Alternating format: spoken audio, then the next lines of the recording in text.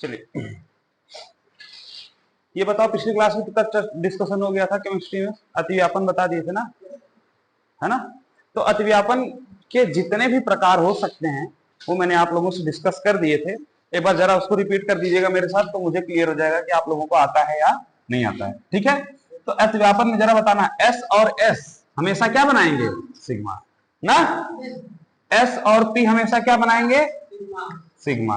ठीक है, जब पी और पी मिलेंगे तो दो केस बनेगा। समान अक्ष पर क्या बनाएंगे? समान अक्ष पर सिग्मा और असमान अक्ष पर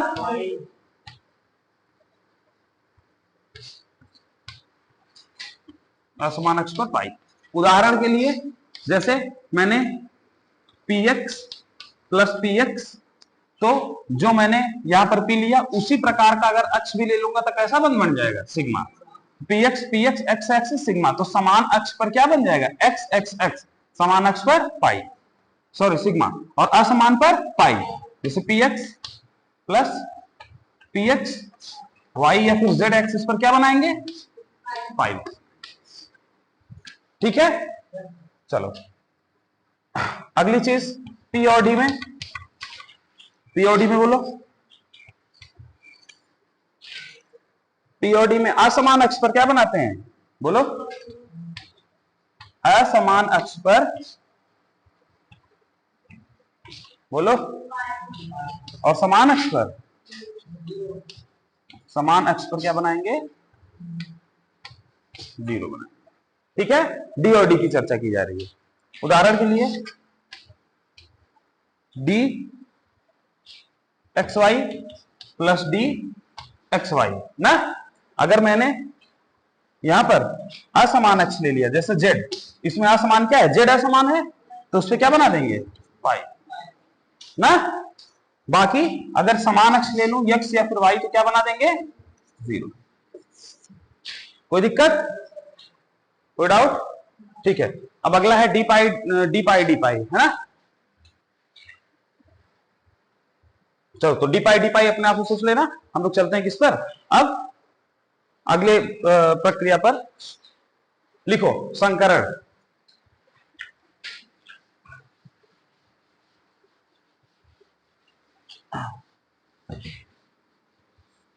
लिखिए, देखिए मैंने आप लोगों से पिछली क्लास में डिस्कस करते हुए ये बताया था कि जब वैलेंस बॉन्ड थियरी की चर्चा की जा रही थी, वीबीटी की चर्चा की जा रही थी, तो उसके दो प्रारूप निकल कर आए थे। पहला था अतिव्यापन यानी कि ओवरलैपिंग, और जो दूसरा प्रारूप था वो था संकरण यानी कि हाइब्रिडाइजेशन ना। अतिव्यापन की चर्चा मैंने आप लोगों से कर दी है। अतिव्यापन क्या होता है? जब दो अलग अलग परमाणु के परमाणु कक्षुक एक दूसरे के पास आते हैं और एक दूसरे से जुड़कर बंध बनाने की प्रक्रिया का प्रारंभ करते हैं, तो इसी प्रक्रिया का क्या नाम दिया जाता है? अतिव्यापन। ठीक है, तो इसमें कहानी ये थी कि दो अलग अलग लोग होने चाहिए, है ना, दो अलग अलग परमाणु होने चाहिए। ठीक है, अब जो अगली चीज डिस्कशन में आती है वो है संकरण। संकरण का मतलब है हाइब्रिडाइजेशन।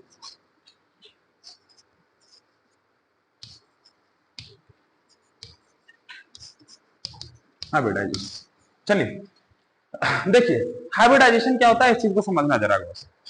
अब मैं एक उदाहरण लेता हूं एक परमाणु का, कार्बन का। कार्बन क्या है? 6 12, है ना। जरा इसका इलेक्ट्रॉनिक विन्यास करिए, तो इलेक्ट्रॉनिक विन्यास आएगा 1s2 2s2 2p2। ठीक है, अब गौर से जरा इसकी अवस्था को देखो।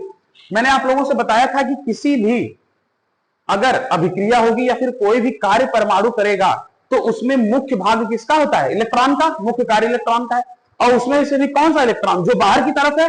अब इसमें बाहर की तरफ कौन से इलेक्ट्रॉन है? जो सबसे बाहरी कोष में मौजूद है। देखो ये बाहरी कोष कौन सी? दूसरी वाली। पहली वाली अंदर अंदरूनी कोष है, दूसरी वाली बाहरी कोष है। तो बाहरी कोष में कितने इलेक्ट्रॉन है? 2 और 2 4। कितने इलेक्ट्रॉन है? ठीक है, जरा इनकी अवस्था को बनाते हैं। यस कैसा होता है? एक ही एस में एक ही कक्ष होता है। देखो एस में कितने इलेक्ट्रॉन है? 2। पी में कितने कक्ष होते हैं? 3। पी में कितने कक्ष होते हैं? 3। 2 इलेक्ट्रॉन है। ठीक है, ये अवस्था है। अब जरा देखो, जिस यहां पर ये जो कार्बन की अभी अवस्था है, इसको हम लोग बोलते हैं ग्राउंड स्टेट। ठीक है, ग्राउंड स्टेट का क्या मतलब है? मतलब इसको अगर ग्राउंड स्टेट को हिंदी में बोलें तो वो नॉर्मल अवस्था है, मतलब अभी कोई भी एक्साइटेशन नहीं हुआ है। एक्साइटेशन से क्या मतलब है बोलो, अभी समझाते हैं। देखो देखो ये कार्बन की ग्राउंड स्टेट अवस्था है। ग्राउंड स्टेट से क्या मतलब है? कार्बन जब भी नॉर्मल रूप में रहेगा तो इसी में रहता है ना। अब देखो अगली बार मैं क्या करता हूं, मैंने आप लोगों को बताया था हाफ फील्ड या फुल फील्ड ज्यादा स्थायी होता है, आधा भरा और पूरा भरा ज्यादा स्थायी होता है। तो ये क्या है? 2s है और ये क्या है? 2p है ना। तो यहां से मैं देखो सेम कक्ष है तो यहां से एक इलेक्ट्रॉन निकलकर यहां पर जा सकता है कि नहीं जा सकता है? जैसे ही मैं एक इलेक्ट्रॉन निकाल कर वहां पर भेजूंगा तो अगली अवस्था ग्राउंड नहीं रह जाएगी, एक्साइटेड हो जाएगी। इसको हम लोग बोलते हैं फर्स्ट एक्साइटेड स्टेट। क्या बोलते हैं? First excited state. Excited state को हिंदी में बोलते हैं उत्तेजित अवस्था। क्या बोलते हैं? यानी कि जैसे ही मैंने इलेक्ट्रॉन को निकालकर ट्रांसफर किया, अब क्या अवस्था हो चुकी है जरा बताओ। 2s में एक इलेक्ट्रॉन, 2p में कितने इलेक्ट्रॉन है? 3 इलेक्ट्रॉन। अब ये जो अवस्था है ये कैसी है? उत्तेजित अवस्था। तो ये कार्बन की पहली उत्तेजित अवस्था है। ठीक है, अब जरा देखना संकरण की जरूरत क्यों है, क्या चीज है संकरण, उसको समझने के लिए कार्बन का उदाहरण मैंने आप लोगों से लिया है। जरा बताओ मुझे, अगर कार्बन को बंध बनाना है तो कार्बन क्या करेगा? अपने इलेक्ट्रॉन किसी से बांटेगा। ठीक है, अब जरा गौर से देखो, इलेक्ट्रॉन बांटेगा, 2 इलेक्ट्रॉन से एक बंध बनता है। ऐसा सोच लो कि एक हाइड्रोजन अगर यहां आया, हाइड्रोजन के पास एक इलेक्ट्रॉन है 1s1, तो एक इलेक्ट्रॉन ये शेयर हो गया हाइड्रोजन। ठीक है, अब जरा देखो अगला इलेक्ट्रॉन हाइड्रोजन लेके आया, ये शेयर हो गया। अगला इलेक्ट्रॉन हाइड्रोजन लेके आया, ये शेयर हो गया। अगला इलेक्ट्रॉन हाइड्रोजन लेके आया, ये शेयर हो गया। कार्बन एक ही, हाइड्रोजन कितने हैं? 4। क्या बन जाएगा? CH4। क्या बन जाएगा? CH4। क्या बन जाएगा? CH4, है ना। अच्छा जरा गौर से बताओ CH4 में हर एक बंध कितने डिग्री के कोण पर होगा? अगर सोच सको तो जरा बताओ इस वक्त अवस्था में। मैंने आप लोगों को ओवरलैपिंग बता दी है, ओवरलैपिंग से ही बंध बनता है। तो यहां पर जरा गौर से देखो 3p है, px, py, pz, 3p है ना। अच्छा 3p है तो तीनों एक दूसरे के कितने कोण पर हैं? 90-90 अंश के कोण पे हैं। अरे x y z हमेशा 90 पे हैं। और यश तो कहां है? गोलाकार है, यानी कि यश एंगल्स, यश आपके इस कोण पर कोई प्रभाव डाल नहीं रहा है। इसका मतलब CH4 में इस वक्त जो भी कार्बन और हाइड्रोजन बंध है, इसमें इस समय कार्बन और हाइड्रोजन का जो जैसे एक कार्बन हाइड्रोजन और दूसरा कार्बन हाइड्रोजन के बीच का जो कोण है वो कितना है? 90 डिग्री के आसपास। तो इस CH4 को अगर मैं बनाऊं तो मैं ऐसे बना सकता हूं। बोलो सारी बात समझ में नहीं आ रही? समझ में? अब जरा सुनना गौर से। अगर तुमने थोड़ा बहुत भी सुना होगा तो इतना जानते होगे कि मीथेन टेट्राहेड्रल रूप में पाया जाता है। सुने हो कि नहीं सुने हो? मीथेन का वास्तविक आकृति कैसी होती है? टेट्राहेड्रल। टेट्राहेड्रल में जो 2 कार्बन हाइड्रोजन बॉन्ड के बीच का कोण होता है, मतलब जो 2 कार्बन हाइड्रोजन बंध के बीच का कोण है वो 90 होता ही नहीं। कितना होता है? 109 डिग्री 28 मिनट का होता है। मेरी बात समझ में आ रही है? जरा गौर से सुनो, ये जो कोण अभी मैंने बंध बना दिया है वो दिख भी रहा है कि कितने कोण पर होना चाहिए? 90 के कोण पर होना चाहिए। लेकिन वास्तविकता में जो हम टेट्राहेड्रल आकृति बनाते हैं उसमें कितने डिग्री के कोण पर रहता है? एक हाइड्रोजन बॉन्ड दूसरे हाइड्रोजन बॉन्ड से 109 डिग्री और 28 मिनट की दूरी पर रहता है। समझ में आ रहा है? इसका मतलब कुछ तो चमत्कार हुआ है। होना ऐसे चाहिए था, वास्तविकता में तो ऐसे ही होना चाहिए था ना। लेकिन पाया कैसा जाता है? ऐसा पाया जाता है। कहानी समझ में आ रही है? तो कुछ चमत्कार कार्बन ने किया है जिससे उसकी आकृति यहां से परिवर्तित होकर कहां चली गई है? यहां। अच्छा यहां ये वाली क्यों है, ये वाली क्यों नहीं है? बंध के बीच का कोण कितना है? 90। बंध में है क्या? इलेक्ट्रॉन। इलेक्ट्रॉन एक जैसे चार्ज वाले लोग हैं। जितना नजदीक रहेंगे प्रतिकर्षण उतना ज्यादा, जितना दूर रहेंगे प्रतिकर्षण उतना कम। अगर दूर रह सकते हैं तो नजदीक क्यों रहेंगे? अगर 109 डिग्री 28 मिनट पर वो रह सकते हैं तो 90 पर क्यों रहेंगे? मेरी बात समझ में आ रही है? अब ये तो समझ में आ गया कि 109 डिग्री 28 मिनट पर है, पर 109 डिग्री 28 मिनट पर ही क्यों है ये बात भी समझना ज्यादा जरूरी है। इसी को समझाने के लिए हमको एक कंसेप्ट दिया गया हाइब्रिडाइजेशन यानी कि संकरण। संकरण की वास्तविक जो जरूरत है, संकरण कैसे, अच्छा लोगों ने कैसे सोचा होगा कि संकरण यहाँ पे वो कह रहा है? लोग ऐसे ही तो अच्छा अपने दिमाग से थियोरेटिकली जब वो निकाले होंगे तो उनको 90 समझ में आया होगा। प्रैक्टिकली जब उन्होंने वो देखे होंगे तो उनको दिखा कितना होगा? 109 डिग्री 28 मिनट। तब उनके दिमाग में आया होगा कि क्या चल क्या रहा है, होना तो 90 चाहिए था लेकिन मिल कितना रहा है 109 डिग्री 28 मिनट, यानी कि कुछ ना कुछ गड़बड़ी जरूर है। समझ में आया? अब इसी के खोज में निकला गया कि कार्बन ऐसा क्या कार्य कर रहा है कि वो 90 डिग्री से कोण बढ़कर 109 डिग्री 28 मिनट तक पहुंच रहा है। मेरी बात समझ में आ रही है? देखो इतना समझ में आया कि यहां क्यों एक ऐसा कंसेप्ट क्यों लाना पड़ा। समझ में आ रहा है? कुछ तो बात थी। ठीक है, अब उसी चीज को समझते हैं थोड़ा सा। इतना मिटा दूं मैं, मिटा दिया जाए इतना। चलो चलो अब गौर से सुनना मेरी बात। देखो जरा यस जो आपका कक्षी है उसकी आकृति बताओ। एस, एस होता है गोलाकार, ठीक है। पी की आकृति बताओ। कोई दिक्कत? अच्छा, डंबल दिख रहा है कुछ तीर जैसा है ना? ये गोला क्या है इसका, इसके पास, अच्छा इस और इसमें क्या अंतर है? इसके और इसके में अंतर यह है कि इसके पास एक दिशा दिख रही है ना। क्या इसके पास कोई दिशा है? नहीं। मेरी बात समझ में आ रही है? अगर मैं तुमको कहूं कि तुमको उस पेड़ पर, एक सामने पेड़ है उस पर निशाना लगाना है, तो तुम ज्यादा अच्छा तुम्हारे लिए क्या है, तीर से निशाना लगाओगे या गोले से? तीर से। किसी को मारना है, घायल करना है तो तीर से मारो, एक बार में छेद हो जाए, कहानी खत्म।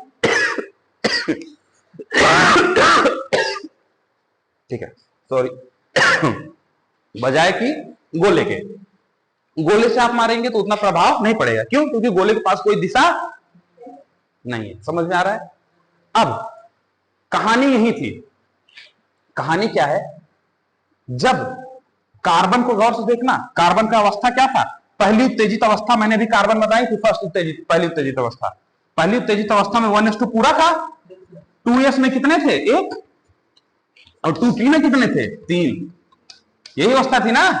अरे एक उठा के यहां से डायरेक्ट 3 हो गया था, तो 2s में ये पहली उत्तेजित अवस्था बना रहा हूं मैं कार्बन की।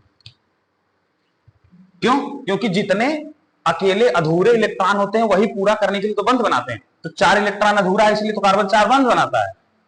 मेरी बात समझ में आ रही है? कार्बन क्यों 4 बंध बनाता है? क्योंकि उसकी पहली उत्तेजित अवस्था में 4 अकेले इलेक्ट्रॉन मौजूद है। समझ में आ रहा है बात? ठीक है, उस पर चर्चा पे नहीं जाते हैं। गौर से देखो, कार्बन का S है और कार्बन के पास P भी तो है, PX, PY और PZ ना। अगर कार्बन कुछ ना करे, क्या वो बंध नहीं बना सकता है? बना सकता है, लेकिन वो बंध कितने डिग्री पर बनेगा? 90 पर। कितने डिग्री पर बनेगा? तो अगर कार्बन कुछ नहीं करता है तो भी वो बंध बना लेगा, लेकिन वो बंध 90 के कोण पर बनेगा। ठीक है, लेकिन अब जरा गौर से सोचो, बंध क्या है? एक आकर्षण है। आकर्षण जितना दिशा के साथ रहेगा उतना ज्यादा अच्छा है। मेरी बात समझ में आ रही है? तो दो लोग हैं, जैसे अब यही हाथ है मेरा, अगर ये गोला है, इन दोनों में आकर्षण है, ऐसे पकड़े हैं तो क्या इतना मजबूती होगी कि ये ऐसे में पकड़े हैं तो ज्यादा मजबूत होगी। इसका मतलब अगर मैं कुछ दिशा दे पाऊं तो जो मेरा बंध है वो ज्यादा मजबूत बनेगा। मेरी बात समझ में आ रही है? अच्छा, क्या केवल दिशा की जरूरत है? नहीं, एक चीज की और जरूरत है, जरा गौर से देखना। एस के पास दिशा जरूर नहीं है, लेकिन एस के पास पूरा 360 डिग्री का कोण है। मेरी बात समझ में आ रही है? तो एस के पास फायदा यह है कि एस के पास कोण है, एंगल है। क्या है एस के पास? एंगल है, कोण है। मेरी बात समझ में आ रही है? पी के पास क्या फायदा है? पी के पास एंगल जैसी चीज उतनी नहीं है, लेकिन पी के पास जो सबसे खास बात है कि पी के पास क्या है? दिशा। क्या है? दिशा, यानी कि डायरेक्शन। मेरी बात समझ में आ रही है? एस का अपना फायदा है, पी का। अच्छा, अब मेरी बात को सुनना। अब अगर बंध बनाना है ना, तो बंध बनते समय, बंध जब बनेगा तो उसमें कोण का एक अपना महत्व है और दिशा का अपना महत्व है। कोण जितने दूरी पर रहेगा उतना फायदेमंद, और जो बंध बन रहा है वो जितना दिशा के साथ बनेगा उतना फायदेमंद। मेरी बात समझ में आ रही है? तो बंध बनते समय दोनों की आवश्यकता उतनी ही है। मेरी बात समझ में आ गई? अच्छा, इसके पास कोण है, दिशा नहीं है, इसके पास दिशा है, कोण नहीं है। लेकिन अगर ये दोनों मिल जाएं, ये दोनों मिल जाएं, तो P का फायदा ये हो जाएगा कि उसको थोड़ा बहुत कोण मिल जाएगा। मेरी बात समझ में आ रही है? और S का फायदा ये हो जाएगा कि इसको थोड़ा बहुत दिशा मिल जाएगी।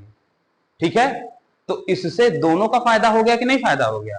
अच्छा, जब दोनों को जोड़ेंगे ना, तो जब दोनों को जोड़ेंगे तो S और P नहीं लिखेंगे। समझ में आ रहा है? जैसे अगर अभी समझाता हूं तुमको, अगर जैसे एक S और एक P मिल रहे हैं, किसके लिए? अपना वास्तविक अवस्था को सही करने के लिए, ठीक है, ताकि जो बनने वाला बंद है वो और मजबूत बने। तो अगर एक यस और एक पी मिलेंगे तो अब दो, देखो दो लोग मिल रहे हैं तो बनेंगे भी दो। अब दोनों का नाम यस और पी नहीं होगा, दोनों का नाम यस पी रखा जाएगा। मेरी बात समझ में आ रही है? नहीं आ रही समझ? पहले इसका नाम एस था, इसका नाम पी था, लेकिन जब दोनों मिल जाएंगे तो दोनों एस पी कहलाएंगे। क्यों? क्योंकि अब वो अकेला यस और अकेला पी नहीं है, वो ऐसा है जिसमें दोनों के लक्षण है, इसलिए दोनों एस पी कहला रहे हैं। मेरी बात समझ में आ रही है कि नहीं समझ में आ रही है? ठीक है, तो वास्तविक जरूरत क्या है दोनों को मिलाने की? क्योंकि दोनों की अपनी जरूरतें हैं, किसी को कोण चाहिए तो किसी को दिशा चाहिए, ठीक है। इसी वजह से एक प्रक्रिया का यहां पर निर्माण हुआ जिसमें यस किसके साथ मिलता है? पी के साथ। एस किसके साथ मिलता है?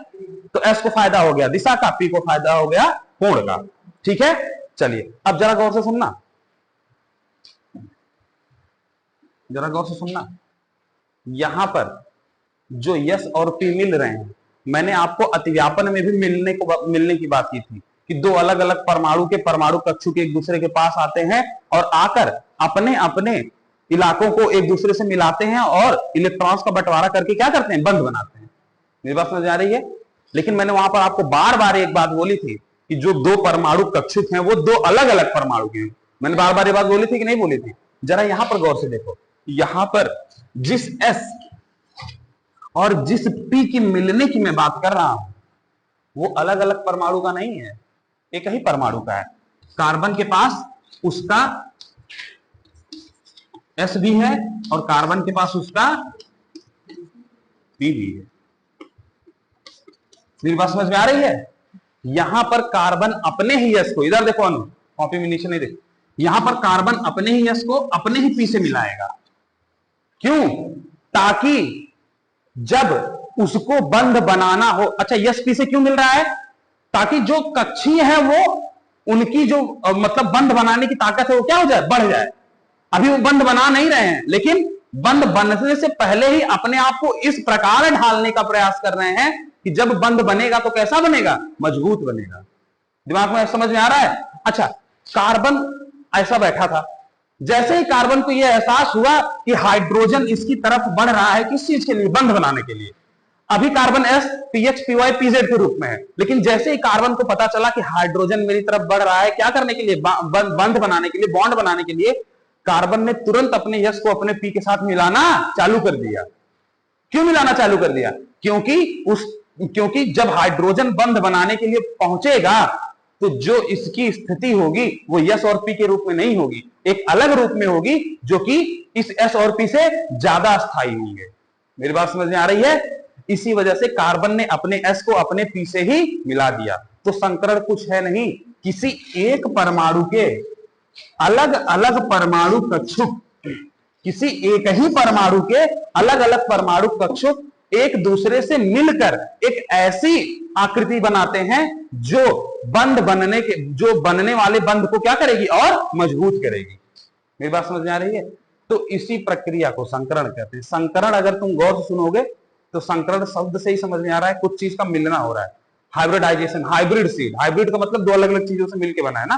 तो संकरण की इंग्लिश क्या है? हाइब्रिडाइजेशन, यानी कि दो लोग मिल रहे हैं। कैसे दो लोग मिल रहे हैं? एक ही परमाणु के दो अलग अलग परमाणु कक्षक मिल रहे हैं।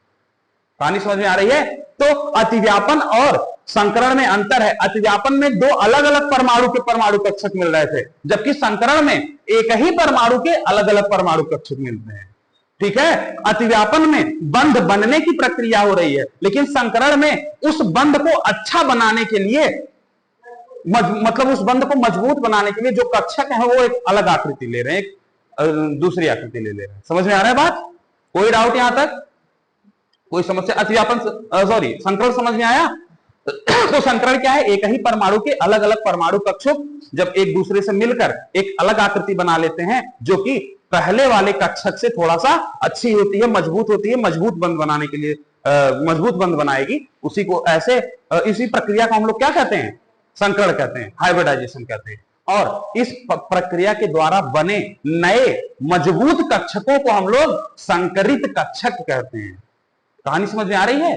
दो चीजें हैं, प्रक्रिया का नाम है संकरण और उससे बनी मजबूत कक्षकों का क्या नाम है? संकरित कक्षक। समझ में आया? देखो जरा गौर से, देखो अभी ये यस था और अभी ये पी था।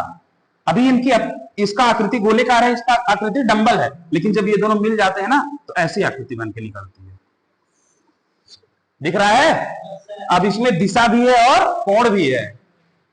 दिमाग में घुस रहा है? ये दोनों असंकरित कक्षक हैं, जबकि ये कैसा है? संकरित कक्षक है। दिमाग में घुसा? ये दोनों कैसे थे? असंकरित, जबकि ये कैसा है? संकरित। संकरित कहानी समझ में आ रही है कि नहीं समझ में आ रही है?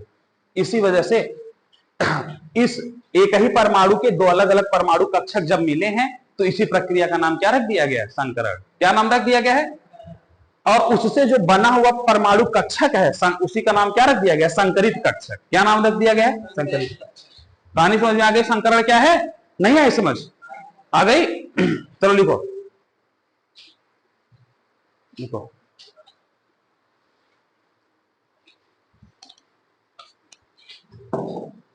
अच्छा, ये भी बात सुन लेना।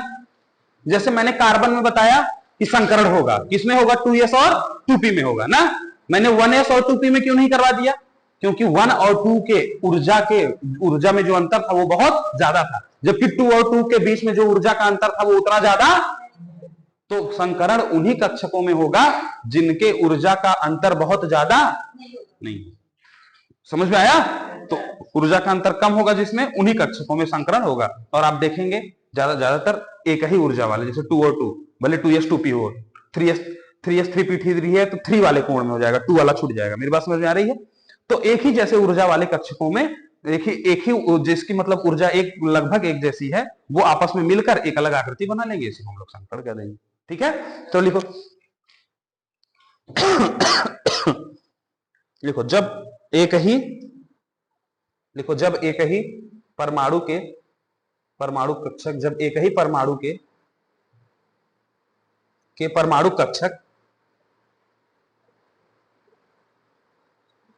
परमाणु कक्षक आपस में मिलकर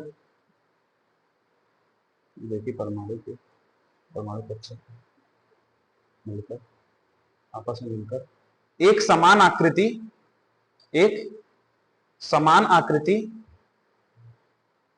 आकृति एवं समान ऊर्जा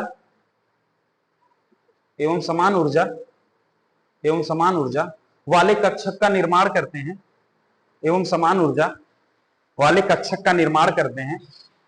वाले कक्षक का निर्माण करते हैं। तो इसी प्रक्रिया को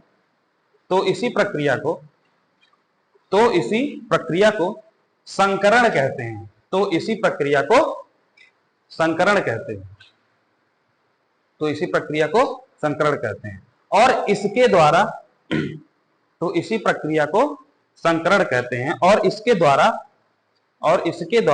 बने कक्षकों को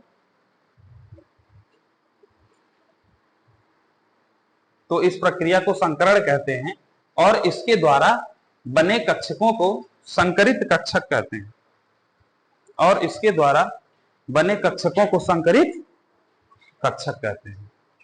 ठीक है, लिख हो गया?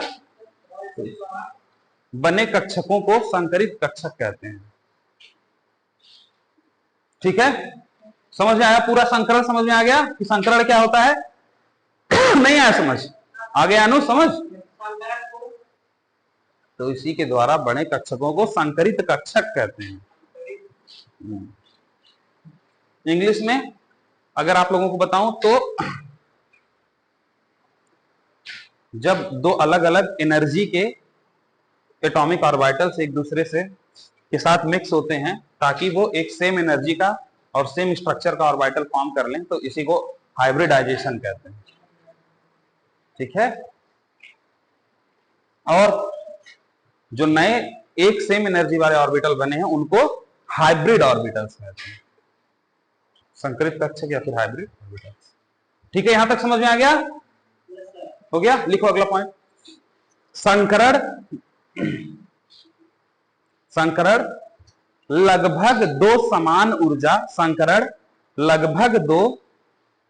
ऊर्जा संकरण लगभग दो समान ऊर्जा, संकरण लगभग दो समान ऊर्जा वाले कक्षकों में होता है, वाले कक्षकों में होता है, में होता है। ठीक है, यहां तक समझ में आ गया सबको? कोई डाउट किसी को? ठीक है। अच्छा, इससे फर्क नहीं पड़ता कि कोई कक्षक खाली है कि नहीं। जैसे मान लो अगर ये पी खाली होता तो उससे फर्क नहीं पड़ता, क्योंकि यहां पर संकरण प्रक्रिया किसकी है? प्रक्रिया तो कक्षकों के मिलने की है ना, उसको इस बात से थोड़ी फर्क पड़ता है कि उस कक्षक में इलेक्ट्रॉन है कि नहीं। ठीक है, चलिए यहां तक समझ में आ गया सबको? ठीक है, मिटा दिया जाए।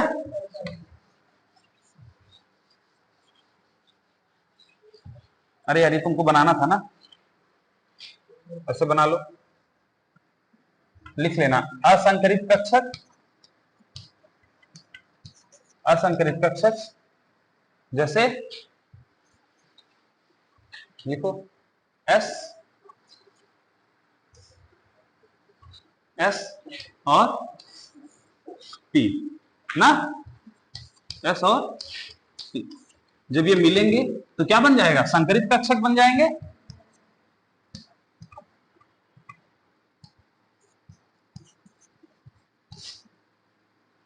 संकरित कक्षक,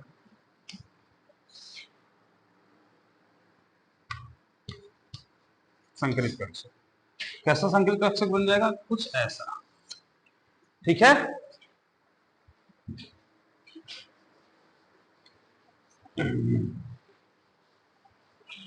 दोनों में कंफ्यूज मत होना, संकरण क्या होता है और अतिव्यापन क्या होता है, दोनों अलग अलग चीजें हैं। मेरी बात समझ में आ रही है? अतिव्यापन सहसंयोजक बंध बनाने की प्रक्रिया है, ठीक है, और संकरण क्या है? एक मजबूत बंध बने इसलिए एक ही परमाणु अपने ही परमाणु कक्षक को एक दूसरे से मिलाता है, ताकि जो परमाणु कक्षक है वो कैसे बन जाए? अच्छे मजबूत बन जाए। ठीक है, ताकि जो बंध बने वो कैसा हो? मजबूत। ठीक है जी, संकरित कक्षक। एस के पास क्या था? एंगल, ठीक है, यानी कि कोण। पी के पास क्या था? डायरेक्शन यानी कि दिशा। तो दोनों मिल गए, और अब जो ये है इसके पास दिशा और कोण दोनों है। ठीक है, इसलिए संकरण हुआ। मिटा दिया जाए यहां तक? अनुज चलो,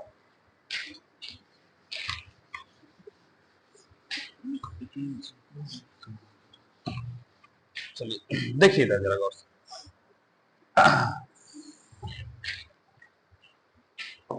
हाँ, चलो कार्बन का उदाहरण लेते हैं ना।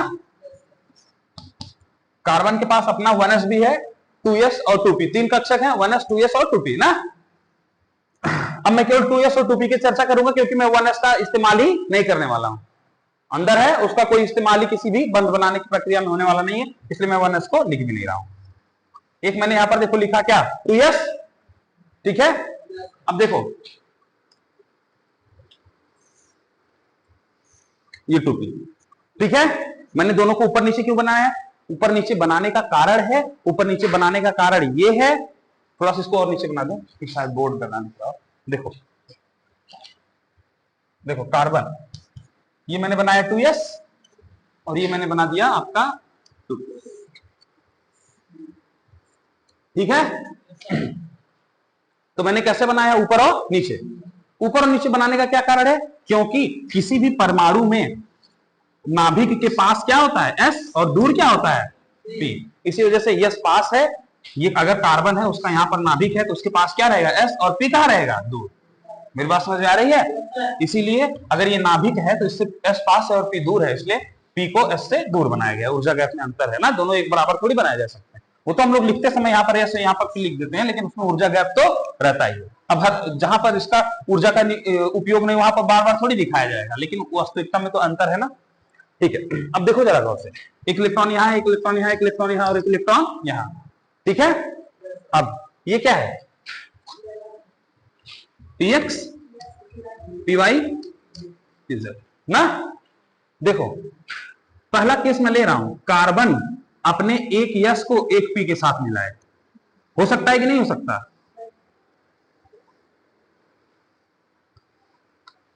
देखिए संकरण की खास बात यह है कि संकरण में जितने कक्षक भागीदारी लेंगे उतने ही कक्षक बनेंगे।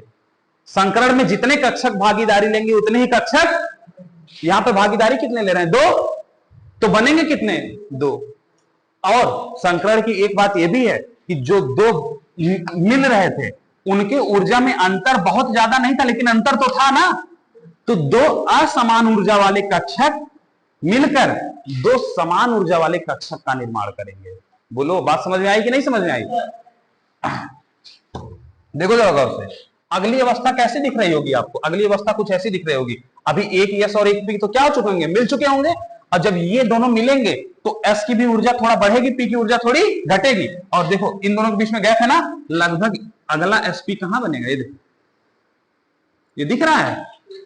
इन दोनों, ये वाली लाइन और इस वाली लाइन के बीच में ये बना है, दिख रहा है कि नहीं? में दिख रहा है। इसका ये वाला अगर ऊर्जा देखोगे तो इसका सबसे कम है, उसके बाद इसका है, उसके बाद सबसे ऊपर ये है, दिख रहा है। तो इन दोनों की ऊर्जा, ये यहां है, ये यहां है, तो इन दोनों के बीच में ये बना है। आ रही बात समझ में? कोई डाउट? और देखो अब एक यस और एक पी मिले हैं तो नाम क्या हो जाएगा? एसपी। कोई डाउट? समझ में आया? आया समझना पक्का? और जो 2 एसपी बने हैं वो देखो, वो दोनों एक बराबर लिखे गए, मतलब इनकी ऊर्जा एक समान है। अब देखो 2 पी तो मिले नहीं है, और जो 2 पी नहीं मिले होंगे वो कहां रह गए होंगे? ऊपर। संकरित की असंकरित? असंकरित। असंकरित होंगे ना, पी वाई और पी। जरूरी नहीं है कि पीएक्स ही मिले, पी वाई भी मिल सकता है, पीजेड भी मिल सकता है, लेकिन एक ही मिलेगा तो 2 बच जाएंगे। किस केस में? एसपी कार्बन के केस। समझ में आ रहा है? तो संकरण का मैंने आपको एक प्रकार पढ़ा दिया, एसपी। घुस गया दिमाग में कि नहीं घुसा? तो एसपी जब भी होगा तो एक एस और एक पी मिलेंगे, लेकिन बनेंगे कितने? 2 एसपी बनेंगे। एस और पी असमान ऊर्जा के रहेंगे, लेकिन एसपी जो बनेगा वो समान ऊर्जा का रहेगा। और जब भी एसपी संकरण होगा तो पक्का 2 पी असंकरित मिलेंगे आपको। दिख रहा है? कोई डाउट? चलो ये पहला केस आ गया। अच्छा यहां पर देखो एसपी 2 बने हैं, गौर से सुनना। आकृति कैसी होगी इस वक्त? देखो कार्बन वही है, देखो कार्बन के पास 2 एसपी है, एक एसपी ये हो गया। अच्छा 2 कक्ष है, 2 कक्ष को रखना है। कक्षकों में होगा क्या? इलेक्ट्रॉन ही तो होगा। अरे कक्षकों में तो इलेक्ट्रॉन ही होगा। अब अगर इलेक्ट्रॉन कोई रखेगा, इसमें भी इलेक्ट्रॉन है, इसमें भी इलेक्ट्रॉन है ना। अब 2 समान जैसी चीजें हैं तो एक दूसरे से क्या करेंगे? प्रतिकर्षण करेंगे। तो ये इन 2 कक्षक आपको कार्बन के पास रखने, 2 एसपी। मेरी बात समझ में आ रही है? उसमें है क्या? इलेक्ट्रॉन। तो आप कैसे रखें कि उनमें प्रतिकर्षण सबसे कम हो? तो ऐसे रखिए ताकि वो सबसे दूर दूर हो। मेरी बात समझ में आ रही है? अगर जो 2 कक्षक आप रखेंगे, अगर सबसे दूर रखेंगे तो उनके अंदर प्रतिकर्षण कम होगा, इलेक्ट्रॉन आसानी से वहां पर रह पाएगा। अब 2 एसपी है, इसको कैसे रखें कि सबसे दूर हो? तो 180 डिग्री कोण पर रखा जा सकता है कि नहीं रखा जा सकता है? बोलो आई बात समझ में? नहीं आई समझ में बात? एक इधर और एक इधर, इधर एक इलेक्ट्रॉन और एक इधर एक इलेक्ट्रॉन, कोई दिक्कत ही नहीं है। दोनों सबसे दूर तो यही रख सकते हो। अब इससे कुछ भी कम कर दोगे, मान लो एक ऐसे है तुम्हारा, तुम सोचे कि नहीं हम और कम कर, और थोड़ा सा, तो तुम अगर मान लो भगा के ये इसको इधर लाए थे, देखो कोण घट गया। इस वाले की इधर मोड़े तब भी घट जाएगा, इधर मोड़ोगे तब भी कम हो जाएगा। अरे बात समझ ना? तो 180 से कम आप इस चीज को रख ही नहीं पाएंगे। मतलब 2, अगर आपके पास 2 संकरित कक्षक हैं तो सबसे ज्यादा दूर कितने दूरी पर रखा जा सकते हैं? 180 पर। इसी वजह से जब भी एसपी संकरण होता है तो बंध कोण कितने का बनता है? कहानी समझ में आ रही है? अच्छा देखो जरा, यस और पीएक्स मिले थे तो अभी कहानी इसी दिशा में चल रही है, एक्स दिशा में। इसका मतलब पी वाई और पी जेड अपनी जगह पर मौजूद होंगे। ये देखो ये कार्बन ही तो है, ये कार्बन है, एक इधर है और एक एसपी। ये दोनों तो एसपी है ना, लेकिन पी वाई और पी जेड तो अभी भी वैसे है, वो तो असंकरित है। और जब वो असंकरित है तो एक देखो पी वाई तो अभी भी ऐसा है, अरे वो तो डबल आकार के हैं। ये हो गया पी वाई, और पी जेड कैसा है? ऐसा। समझ में आ रहा है? जेड दिशा में नहीं आ रहा है बात समझ में? ये पी वाई है और देखो ये रहा आपका पी जेड। बोलो आई बात समझ में? एक इलेक्ट्रॉन यहाँ है, एक इलेक्ट्रॉन sp में, देखो तो एक py में और एक pz में। कहानी समझ में आ रही है? नहीं आ रही है दिमाग में? पूरा तरह से समझ में आया? तो sp में दो sp कक्षक रहेंगे जिनके बीच का बंध कोण कितना रहेगा? 180 डिग्री। ये समझ में आया आकृति की नहीं आई समझ? आ गई? चलिए अगला देखिए।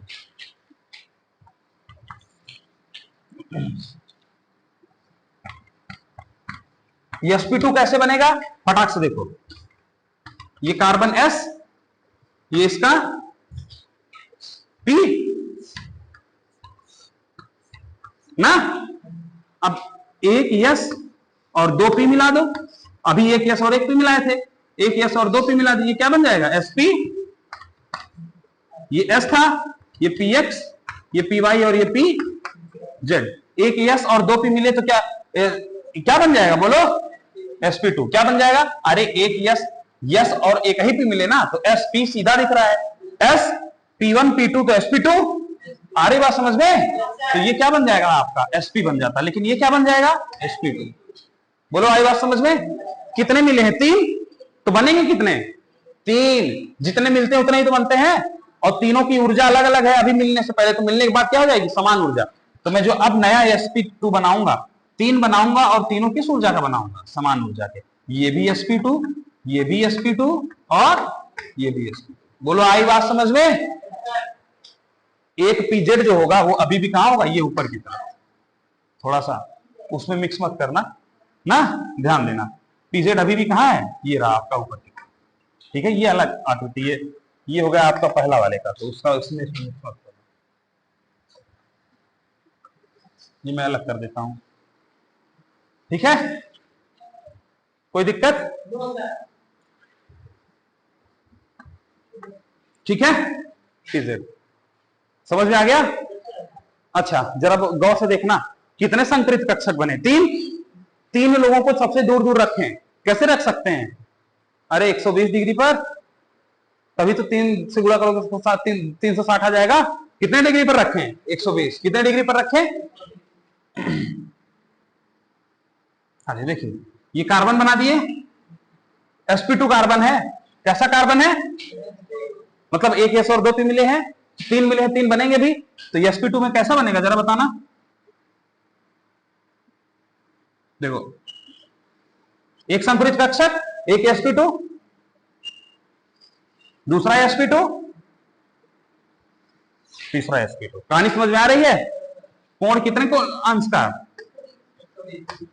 कितने sp2 हैं? बोलो आई बात समझ में? एक इलेक्ट्रॉन यहां है, एक इलेक्ट्रॉन यहां है और एक इलेक्ट्रॉन। जब sp2 रहेगा तो कितने p असंकरित रहेंगे? एक। अरे देख रहा है pz? दिख रहा है कि नहीं? अरे नाम तो समझ में आना चाहिए। sp तो एक ही p तो मिला है, तो 2 असंकरित। p 3 होते हैं ना। जब sp होगा तो एक ही p मिला है, नाम से ही पता चल रहा है p मतलब एक ही p है, तो बच्चे कितने होंगे? 2 असंकरित। sp2 बोल रहा है तो एक s और 2 p मिले हैं, p तो होते कितने? 3, तो एक बच गया, एक असंकरित। समझ में आ रहा है? अगर मैं sp3 कर दूं तो एक s और तीनों p मिल गए, तो एक भी असंकरित बचे ही नहीं। आई बात समझ में? नहीं आई समझ? ठीक है। अच्छा इस केस में जरा गौर से देखो, pz असंकरित है, तो अभी pz कैसे होगा? इस दिशा में होगा। क्या मैं इस दिशा में बना पाऊंगा? नहीं, तो मुझे ऐसे दिखाना पड़ेगा इसको थोड़ा सा, कहीं भी दिखा लो। ये देखो, और ये क्या है? ये तो p है ना। कैसा p? pz एक इलेक्ट्रॉन के साथ। आई बात समझ में? किसी को कोई समस्या यहां तक? पूरा समझ में आ रहा है सबको? सबको समझ में आ रहा है ना? जितना तेज उतार सकते हो दोनों उतारो।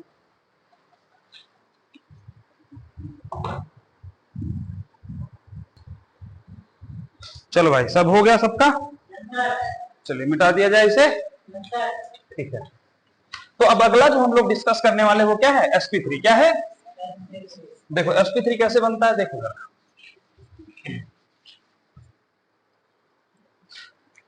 कार्बन sp, कार्बन sp2 समझ में आ गया? sp कार्बन बंध कोण कितना होगा? 180, sp2 में 120। अब किसकी चर्चा होगी? sp चलिए देखिए, तो तीसरा है अपना कार्बन sp3। देखो जरा कार्बन sp3 कैसे बनेगा, ये देखो, एक s ये हो गया आपके कितने P, 3p, s, px, py और pz, है ना। एक इलेक्ट्रॉन यहाँ, एक इलेक्ट्रॉन यहाँ, एक इलेक्ट्रॉन यहाँ पर, एक इलेक्ट्रॉन यहाँ पर। अब जब मैं यस p3 की बात करूंगा तो यस में यस तो आ ही गया, p3 में 1p, 2p, तीनों p आ जाएंगे। बोलो यही अवस्था बनेगी। कितने संकरण में भागीदारी ले रहे हैं, 4 बनेंगे, कितने, 4। नाम क्या होगा, अभी सबका अलग अलग है, s p x p y p z, लेकिन जो नाम अब संकरित पक्ष को क्या बनेगा, sp3 sp3 sp3 sp3, चारों का। कहानी समझ में आया, चारों का क्या नाम हो जाएगा, चारों का नाम sp3 sp3 sp3 और sp3, और चारों की एक समान ऊर्जा हो जाएगी, क्योंकि संकरण का कहानी यही है कि लगभग एक जैसी ऊर्जा लेकिन असमान ऊर्जा वाले कक्षक जब मिलते हैं तो समान ऊर्जा वाले कक्षकों का निर्माण करते हैं, ठीक है, जिनकी समान आकृति होती है। तो 1 इलेक्ट्रॉन, 2 इलेक्ट्रॉन, 3 इलेक्ट्रॉन, 4 इलेक्ट्रॉन, सबका नाम क्या पड़ेगा, sp3 sp3 sp3 और sp3। बोलो कोई डाउट, ठीक है। अब देखो, अब 4 लोग बने हैं, अब 4 लोगों को कैसे रखा जाए किसी भी, अभी 3 डायमेंशन की बात हो रही है, ऐसा नहीं कि प्लेन इसी बोर्ड पर नहीं रखना है आपको, 4 को 4 दे, 3 पूरे स्पेस में रखना है ना। तो 4 लोगों को अगर आपको स्पेस में रखना है, 3D में रखना है, तो आप कैसे रखेंगे कि वो चारों सबसे ज्यादा दूरी दूरी पर हो जाए। बहुत सारी आकृतियां सोच के बताइए। अगर आप गौर से देखेंगे तो आपको लगेगा यार, जब दो लोग थे तो एक इधर एक इधर, 180 आ गया। 3 लोग थे तो तीनों ऐसे ऐसे हो गए, 120 आ गया। तो 4 होंगे तो चारों को ऐसे ऐसे कर दीजिए, 90 आ जाए ना। अब जैसे अगर ये सोच रहे हैं तो गौर से सोचिएगा, ये sp3 में कितना ऑर्बिटल, 4। अगर 4 बंध अगर ये बनाए किसी से, तो आपकी सोच के हिसाब से एक ही कार्बन है, 4 बंध बनाएगा, क्या नाम पड़ेगा, CH4। उस CH4 में बंध कोण कितना आ जाएगा, क्या 90 होता है। संकरित कक्षक, अभी तो मैंने आपको बताया था कि संकरण के बाद तो बंध कोण बदल जाता है ना, तो 109 डिग्री 28 मिनट हो जाता है। शुरू में बताया था ये बात कि नहीं बताया था। तो आप तो सोच 90 रहे, लेकिन 90 तो आता ही नहीं है वास्तविकता में। मेरी बात समझ में आ रही है। देखो, जो 2 लोग थे तो आप 3 डायमेंशन स्पेस में 2 लोगों को 180 से बड़ा कोण नहीं दे सकते। मेरी बात समझ में आ रही है। वैसे 3 लोग हैं तो 3 लोगों को भी आप 180 से बड़ा कोण, सॉरी 120 से बड़ा कोण दे ही नहीं सकते हैं। जैसे उदाहरण के लिए देखिएगा जरा, अभी देखो आपके पास ये 2 लोग हैं ना, अब ये 2 लोगों को आपको रखना है, तो 2 लोग ज्यादा से ज्यादा कितने दूरी पर रह सकते हैं, 180 डिग्री पर। ये देखो, और कोई भी चीज अगर आप करेंगे तो कम हो जाएगा। उदाहरण के लिए अगर मैंने ये दोनों को 180 पर रखा है, कहीं भी करेंगे देखो कोण छोटा हो जा रहा है। चाहे इसको इधर घुमा दो, इधर घुमा दो, इधर घुमा दोगे तो इधर से कम दिख गया, इधर भगा दोगे तो इधर से कम। अरे 180 से तो कम ही हो जाएगा। इधर तुम सोच रहे हो कि नहीं ऐसे रख देते हैं तो भी ऐसे ही, तो मतलब आप किसी भी दिशा में रखिए वो 180 से कम ही हो जाएगा। और 180 से कम मतलब प्रतिकर्षण बढ़ गया। हम ये तो चाहते ही नहीं थे ना, हम तो चाहते थे सबसे कम प्रतिकर्षण जिस जगह पर है। 2 लोगों के बीच में सबसे कम प्रतिकर्षण 180 अंश पर। अच्छा 3 लोगों को रखिए। अब जैसे ही आपके सामने 3 लोग आएंगे तो आप 3 लोगों को, 2 लोग में ऐसे थे, जैसे आपका तीसरा आएगा तो तीसरा आते ही ये लोग दबने लगेंगे। मेरी बात समझ में आ रही कहानी। अब ये तीनों जब आ जाएंगे तो ज्यादा से ज्यादा आपकी आकृति ऐसी बन सकती है। मेरी बात समझ में आ रही है। आप कुछ भी करेंगे तो कोण छोटा बड़ा होने लगेगा कहीं से भी। मेरी बात समझ में आ गई। इसी वजह से कोण कितना का बन रहा है, 120 120 120। कहानी समझ में आ रहा है। अब जैसे ही 1 लोग और आएंगे, ये चौथा, अब जैसे ही चौथा आएगा तो ये तीनों दबने लगेंगे। आ रही बात समझ में। जब ये तीनों दबने लगेंगे तो जरा देखो, जैसे बहुत क्यों, देखो 2 लोग थे ऐसे, जब तीसरा आया तो 2 के दोनों दब गए, ऐसा कुछ हो गया ना। नहीं भाई बात समझ में। जब 2 लोग, अब जैसे अब 3 लोग हैं तो ऐसी स्थिति है। अब जब चौथा आएगा तो तीनों दबेंगे। जब तीनों दबेंगे तो क्या स्थिति बनेगी, गौर से देखिएगा।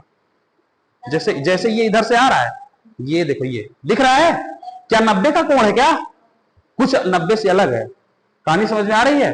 अच्छा ये इधर से आता तब, अगर ये पीछे से आता, अगर ये वाला पीछे से आ रहा होता तो पीछे से आता तो ऐसी स्थिति बनती। बोलो, आगे से जाता तो ऐसी और पीछे से आता तो ऐसी। वास्तविकता में समझ में आ रही है। और इसी का नाम दिया गया टेट्राहेड्रल आकृति। दिखाएं आप लोगों को टेट्राहेड्रल, देखो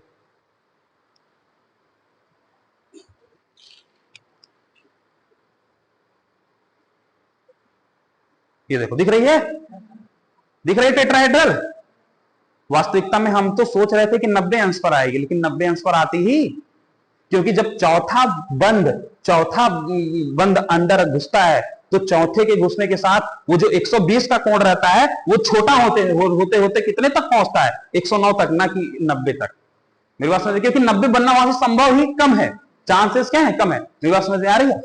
देखो, क्योंकि उस प्रकार का कोण वैसा था। अब ये तीनों प्लेन में थे, पहले ऐसे थे ना, तो जब ये चौथा है तो दबेंगे तो ऐसे ही तो होंगे, वो 90 हो जाए, ऐसे ऐसे हो जाए, इसकी चांसेस बहुत कम है। समझ में आ रहा है बात? अच्छा, अगर 109 पे ही अस्थायित्वता हो जाती है तो 90 बनाने की जरूरत ही क्यों है? कहानी समझ में आ रही है कि नहीं समझ में आ रही है? इसी वजह से 4 लोग प्लेन में सबसे दूरी पर 109 डिग्री 28 मिनट के कोण पर रह सकते हैं। इसी वजह से किसी भी टेट्राहेड्रल आकृति का बंध कोण कितना होता है? 109 डिग्री और 28 मिनट। अब आपके सामने मैं एक बहुत ही मजेदार प्रश्न रख रहा हूं, इसकी प्रश्न का अंतर समझिएगा। एक बार मैंने मीथेन बनाया, मीथेन का मतलब CH4। एक CH4 कैसा है? संकरित, और एक CH4 कैसा है? असंकरित। दोनों के बंध कोण में अंतर है। असंकरित वाला 90 के कोण पर बैठा है, लेकिन संकरित वाला 109 डिग्री और 28 मिनट के कोण पर बैठा है। बड़ा मजेदार प्रश्न है कि CH4 यानी कि मीथेन संकरित और असंकरित में कौन सा मीथेन ज्यादा मजबूत और ज्यादा स्थिर होगा? संकरित वाला। क्यों संकरित वाला ज्यादा स्थिर होगा? क्योंकि यहां पर चारों बंध मजबूत हैं। मेरी बात समझ में आ रही है? लेकिन अगर मीथेन असंकरित होता तो क्या होता? जैसे देखो, मीथेन की क्या अवस्था थी, जरा गौर से समझो। अगर असंकरित होता तो क्या होता? ये कार्बन है, इसके पास एक यस है, तो एक यस से हाइड्रोजन के पास तो यस ही है, तो वो अपने यस से बना लेता, तो एक ओवरलैपिंग, एक अतिव्यापन तो क्या होती? एसएस की। 3 पी थे तो 3 पी कैसे जुड़ते? एक पी और हाइड्रोजन का यस। बोलो, आ रही बात समझ में? दूसरा पी, दूसरा हाइड्रोजन का यस, और यहां पे जो तीसरा पी होता, तीसरा पी और तीसरा हाइड्रोजन का यस। यही तो मीथेन था। सोच कर देखो, एसएस बंध तो उतना मजबूत नहीं होगा ना जितना पीपी होगा। पी दिशा वाला बंध है ना, तो अगर कार्बन संकरित होगा तो चारों बंध मजबूत होंगे, लेकिन अगर कार्बन असंकरित होगा तो एक बंध 3 बंध से कमजोर रह जाएगा। मेरी बात समझ में आ रही है? इसीलिए मीथेन संकरित की जगह, असंकरित की जगह क्या रहता है? संकरित होता है। मेरी बात समझ में आ गई? और बंध कोण 90 की बजाय कितना होता है? 109 डिग्री 28 मिनट। पूरी कहानी समझ में आ रही है? कोई डाउट किसी को?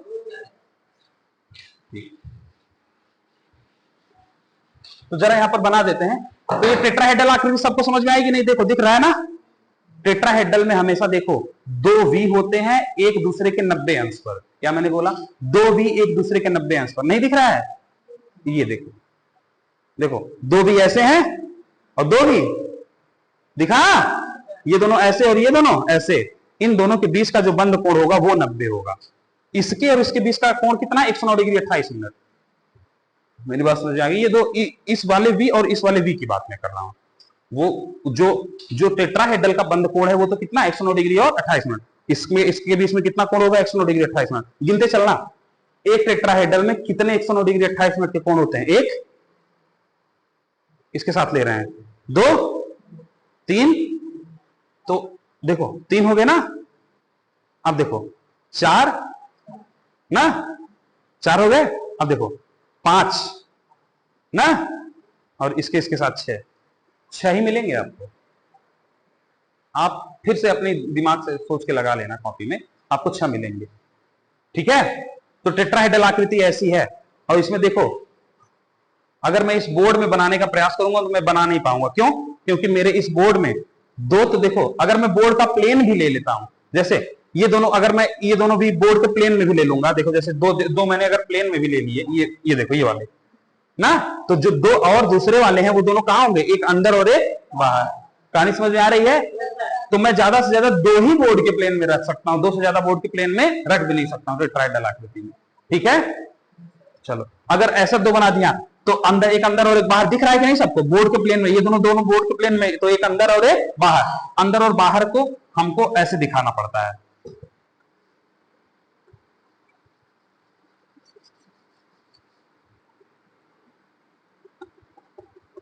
एक अंदर है और एक बाहर। मेरी बात समझ में आ रही है? ये है आपका कार्बन। तो टेट्राहेड्रल आकृति ऐसे भी दिखाई जाती है। 4 बंध दिख रहे हैं, ये दोनों सीधी रेखा से क्यों बने हैं? प्लेन में, बोर्ड के, ये वाले, ये दोनों दिख रहा है। और दो कहाँ है, एक अंदर है बोर्ड के और एक बाहर, जो अंदर है वो एस से, जो बाहर है वो डैश से, ये बेज है और ये डैश है। मेरी बात समझ में आई? तो आप ऐसे भी दिखा सकते हैं, और अगर आपको ऐसे नहीं है तो संग्रहित कक्षिक बना दीजिए। इतना अच्छा इसमें बन नहीं पाएगा क्योंकि आप चारों एक उसी दिशा में तो दिखाई नहीं पाएंगे, क्योंकि अब ये जो तीनों है ये 109 डिग्री 28 मिनट की दूरी पर है, 120 के नहीं है। अब लेकिन उतना इक्विवेलेंट तो बनेगा नहीं ना, 109 डिग्री और 28 मिनट, ठीक है। और जो चौथा है, चौथा देखो 4 पी है ना, तो चौथा ये पीछे की तरफ है, ऐसा कुछ। कहानी समझ में आ रही है? देखो दिख रहा है कि नहीं, अंदर है और दो अंदर है, ये दोनों अंदर है और ये दोनों बाहर है, ठीक है। टेट्राहेड्रल आकृति समझ में आई सबको? ठीक है। टेट्राहेड्रल में बंद कोण कितना होगा? 109 डिग्री 28। कोई डाउट किसी को? कोई समस्या? संकर पूरी तरह से समझ में आ गया कि नहीं आया समझ में? अब देखो संकर को इंग्लिश में क्या बोलते हैं? हाइब्रिडाइजेशन। हाइब्रिडाइजेशन को लिखते हैं एच से। किससे लिखते हैं? अब जब भी हाइब्रिडाइजेशन निकालना होगा तो हमेशा सिग्मा धन लोन पेयर से निकलता है, sigma plus lone pair. Lone pair क्या है? देखो जैसे नाइट्रोजन है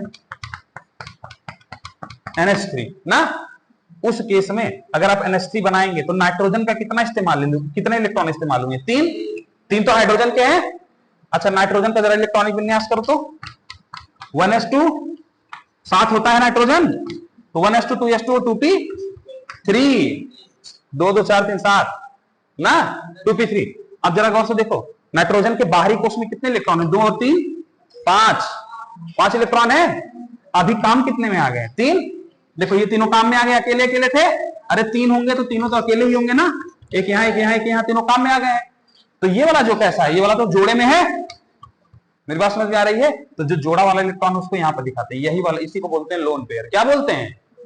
तो लोन पेयर इलेक्ट्रॉनों का जोड़ा है जो एक कक्षक में मौजूद है। मेरी बात समझ में आ रही है? तो आपको लोन पेयर निकालने आना चाहिए। जैसे मान लो NH3 दे दिया तो अब तुम देख ही रहे हो नाइट्रोजन 3 बॉन्ड बना रहा है, तो तुम निकाल लो नाइट्रोजन का तुरंत इलेक्ट्रॉनिक विन्यास करो, देखो 3 बॉन्ड बना रहा है तो 2 बचे हैं, ये लोन पेयर हो जाएंगे। बोलो कहानी समझ में आ गई? तो ऐसे ही ऑक्सीजन के साथ भी निकाल सकते हो। जैसे O दो के साथ बना लो, किसी 2 के साथ बॉन्ड बना रहा है, ऐसे इधर इधर किसी के साथ भी बना रहा है ना, तो 2 बॉन्ड बनाए तो ऑक्सीजन के कितने इलेक्ट्रॉन इस्तेमाल हुए? 2। अब ऑक्सीजन का इलेक्ट्रॉनिक विन्यास कर लो, 8 है। ऑक्सीजन का क्या परमाणु संख्या होता है? 8। तो 8 का मतलब हो गया 1s2 2s2 2p, अरे 2 2 4 4 8 2p4 ना। तो इसमें कितने इलेक्ट्रॉन लिए हैं? 4। देखो S, इसमें S तो ऐसा ही होगा और P में 4 भरे होंगे, 1 2 3 और 4। S में ये अवस्था है ना। अब देखो 2 खाली हैं, 2 बॉन्ड इसने बना लिए हैं, 2 बॉन्ड बना लिए हैं, एक इलेक्ट्रॉन यहां वाला, एक ये वाला इस्तेमाल हो गया, एक ये वाला, एक लोन पेयर ये और एक लोन पेयर ये। बोलो आई बात समझ में? तो नाइट्रोजन जब 3 बॉन्ड बनाएगा तो एक लोन पेयर होगा, ऑक्सीजन अगर 2 बॉन्ड बनाएगा तो 2 लोन पेयर होगा, एक ये वाला एक ये वाला। मेरी बात समझ में? तो आपको लोन पेयर निकालने आने चाहिए, ठीक है? निकाल लेंगे, ठीक है। वो तो आ जाएगा अगर आपको संकर वो क्या आ रहा है, इलेक्ट्रॉनिक विन्यास आ रहा है तो, ठीक है। अब देखिए तो बाकी सिग्मा पता ही होता होना चाहिए। सिग्मा क्या है? जो सिंगल बंध है वही सिग्मा है ना। जैसे अगर मैं मीथेन की चर्चा करूं तो एक मीथेन में क्या है? CH4 है, कार्बन 4 बंध बना सकता है। यहाँ पे जो 4 के 4 होंगे वो कैसे हैं? सिंगल। तो जो सिंगल बंध है वो वही क्या है? सिग्मा। बोलो आई बात समझ में? तो अगर मुझे मीथेन का हाइब्रिडाइजेशन निकालना हो तो मुझे सूत्र क्या दिया गया? Sigma plus lone pair. जैसे एक और दे देता हूं, एक मीथेन दे दिया हूं, 2 का निकालो। एक आपको मीथेन दे दिया CH4 और एक आपको NH3 दे दिया, ठीक है? ठीक है। तो मीथेन में कितने सिग्मा है? 4। क्या कोई लोन पेयर है? नहीं। तो 4 धन 0। बोलो कितना आ गया? हाइब्रिडाइजेशन का मान कितना आ गया? 4, ठीक है। अभी बस ये सीखो। NH3 में कितने बंध है? 3। जितने बंध है उतने तो सिग्मा होंगे ही, तो कितने सिग्मा हो गए? 3। लेकिन ध्यान से देखना इसके पास एक लोन पेयर भी है। आ रही बात समझ में? अभी तो दिखाएं तो कितने हो गए? टोटल हाइब्रिडाइजेशन का क्या माना गया? 4। बोलो आई बात समझ में? तो हाइब्रिडाइजेशन का मान कैसे निकालने जान गए? अब उस मान से हम कैसे पता कर पाएंगे क्या आकृति होगी वो देख लो। देखो अगर इसका जोड़ 2 आता है ना, तो हाइब्रिडाइजेशन हो जाएगा sp। बोलो आई बात समझ में? एक s और एक p जुड़े हुए, तो अगर 3 आएगा तो sp2। बोलो आई बात समझ में? अरे 3 लोग जुड़ेंगे तो sp2 ही तो बनेगा दो लोग जुड़ेंगे तो एक एस और एक पी, तो एसपी तो बनेगा। अगर जोड़ इसका 4 आ गया तो क्या बनेगा, sp3। क्या डी नहीं जुड़ सकता? अरे डी भी तो कक्षक है, वो भी तो जुड़ सकता है। तो जब इनका जोड़ 5 आ जाएगा तो संकरण हो जाएगा sp3d। आई बात समझ में? अगर इसका जोड़ 6 आ गया तो क्या आ जाएगा, 5 तक। अगर देखो 5 हो गया तो sp3d, और अगर 6 हो गया तो